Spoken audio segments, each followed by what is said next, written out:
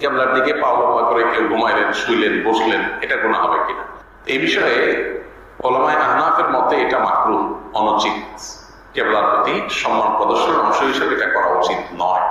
কারণ নবী করিম সাল্লাল্লাহু আলাইহি সাল্লাম কেবলার দিকে ফিরে পেশাব পায়খানা করতে নিষেধ করেছেন, পরিষ্কার হাদিস রয়েছে।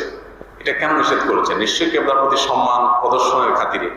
সো পা লম্বা করে কেবলার দিকে যদি আমরা বসি, তাহলে কেবলার দিকের বা কাবার প্রতি বাহ্যিক দৃষ্টিকোণ থেকে অসম্মান হয়। আমাদের সমাজে কারোর দিকে পা লম্বা করে বসলে এটা তার প্রতি অসম্মান এবং অবজ্ঞা প্রদর্শন হিসেবে বিবেচনা করা হয়।